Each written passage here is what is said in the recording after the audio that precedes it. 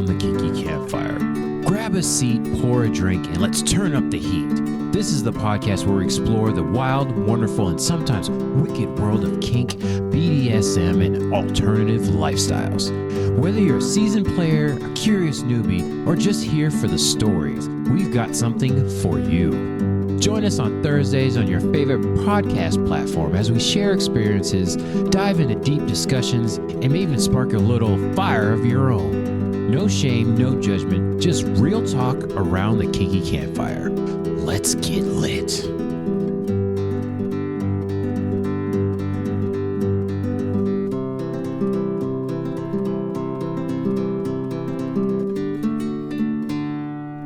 Welcome back, everybody, to the bonfire that is crackling around the kinky campfire.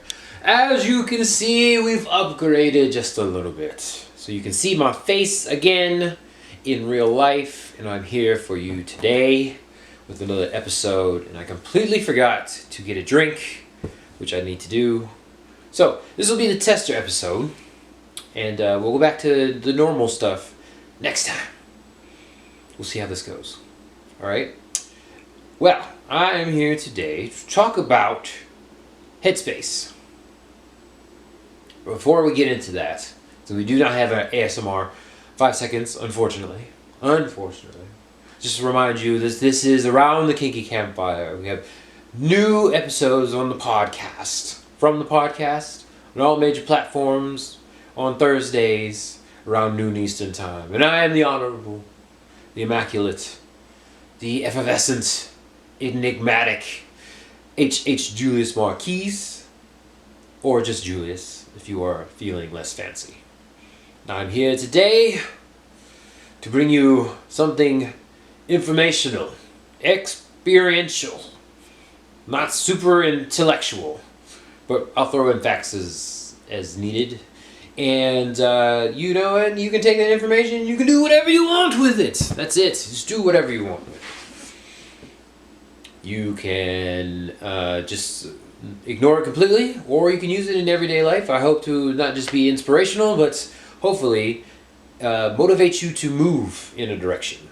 One direction. Try something. As you know, here around the Kinky Campfire, we like to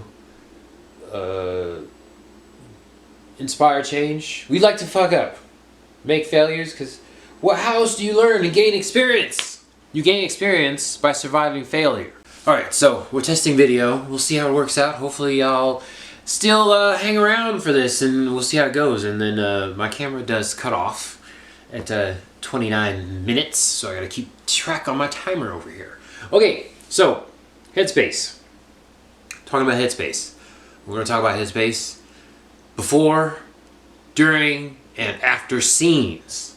What is your Headspace like? Let's just talk about me for a second, because it's my podcast.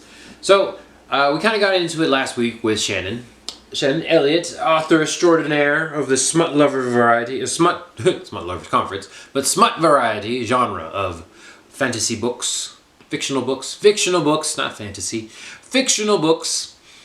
And we were talking about Headspace. So for me, I think I said this last week, but for me, scening with somebody, let's just talk about impact in general. And let's go with impact. There's so many different scenes. I know for me, I prefer to go into it in a stressless state, a more calm state, because I like to use that time as a stress relieving type of activity. Hopefully I'm not being stressed out in any way. That's why I prefer to scene with partners specifically.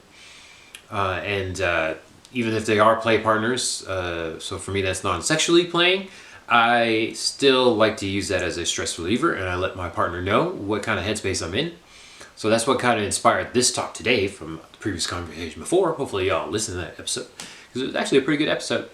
Having a guest on there for not too long ago, not had a guest for a while, I should say, and being able to talk to Shannon in that kind of sense, because we talk not recorded conversations, so we friends. And we have conversations, and then we got to record that one. So Headspace for me is hopefully a de-stressor, and then going into the scene usually takes me about a week to get ready for a scene, even if it's a private scene. Public scenes is like 2 weeks. Oh, better schedule that thing, or else we might not be able to do it. Even if it's like a sex negative, sex is not allowed dungeon space. Not even then, I get a little nervous. The anxiety builds up. What am I gonna do? How am I gonna do it? Hopefully, it doesn't go all to shit. And then, oh goodness, yeah, the stress. I'm getting stressed now. Think about it, ruminating on those situations. Oof. But I do it because I enjoy it and I find it fulfilling, especially with a partner. That's the whole reason why I go into there and do this kind of thing. And I'm looking now at my lapel mic. I just got this little lapel mic, so hopefully you guys can hear what I'm saying and it sounds nice and crispy clear as it does on my other microphone. Otherwise, we'll be switching to the other microphone. We shall see. And then, I don't know, let me know. You message me on Instagram, Campfire Kinksters.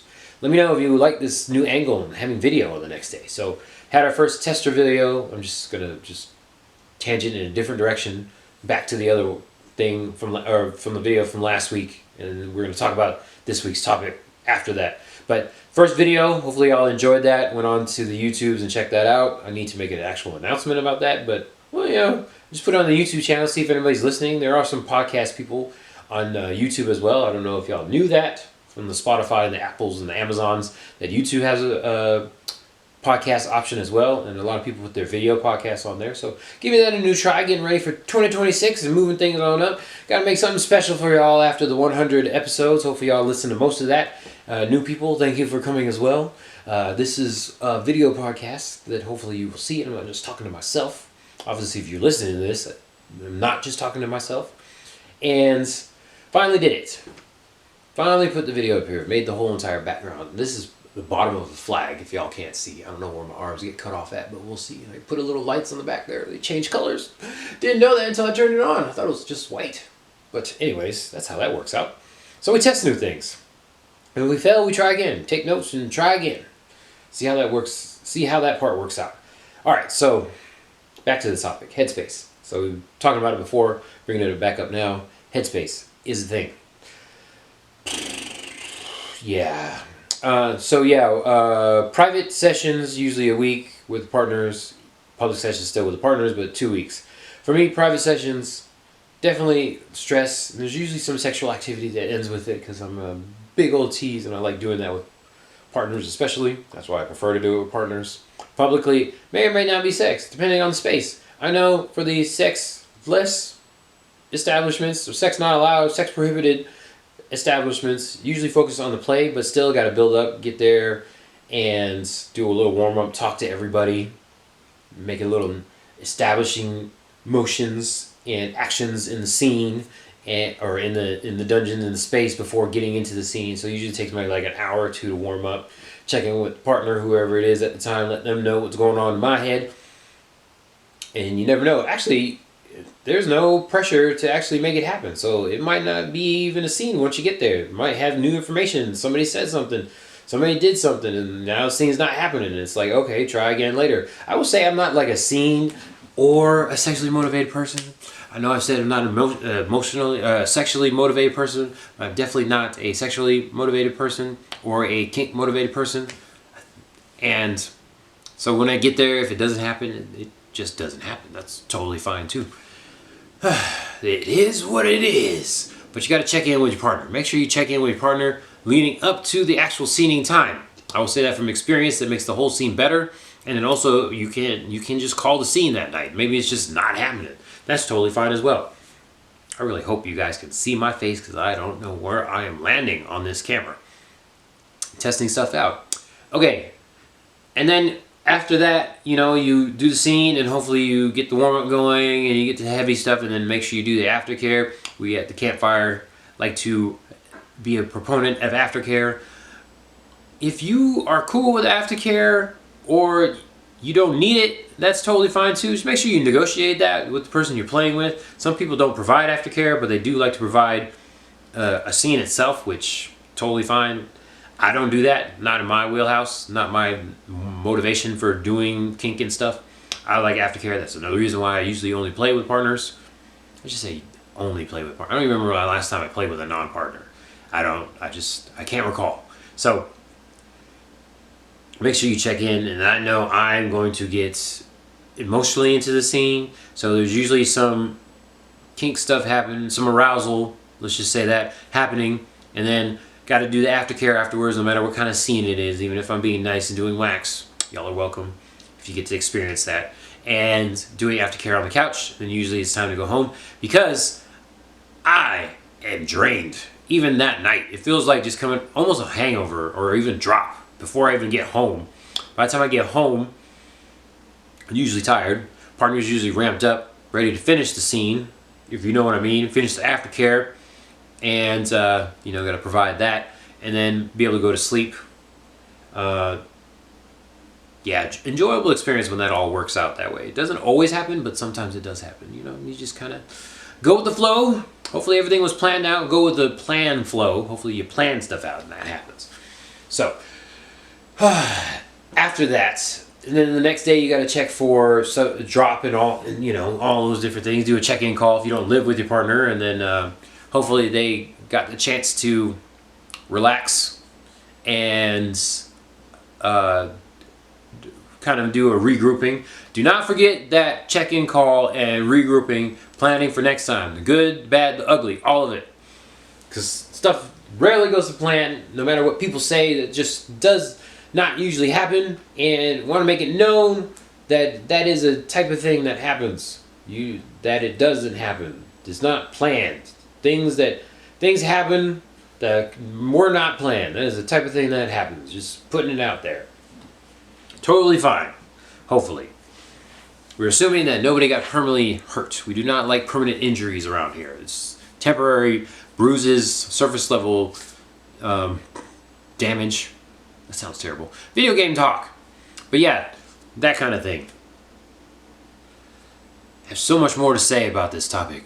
Trying to keep it generalized for most people. There's very specific stuff that goes on when you get into a Headspace type deal. Some people like to play music for their scenes, like when they do for sexual activity. I don't so much need it as much, but unless it's like impact, like a good steady beat, something with no lyrics, nice long song, a lot of lo-fi stuff going on, a lot of pop stuff going on. I'm a big fan of city pop and like funk pop, stuff like that, and J-pop, all those kind of things. Just nice little beat, slower than most, so that just kind of goes with the flow. Okay, so I don't know when my stupid camera cut off, but still recording. You got to have the audio on there. The full audio episode will be up, but the video episode has been cut off. So hopefully you're just coming back after listening to the audio episode, but if you didn't, the full audio episode is on the Spotify, the iTunes, and the Amazons and such major podcast distributors.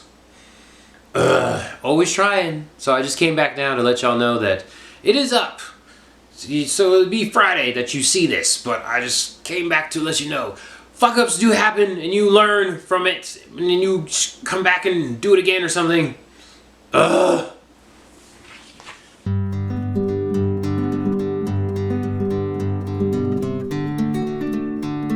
That's a wrap for this episode of the Around the Kinky Campfire podcast. We love having you by the fire, and we'd love to hear from you. Got a kinky question, a steamy story, or a topic you want us to cover?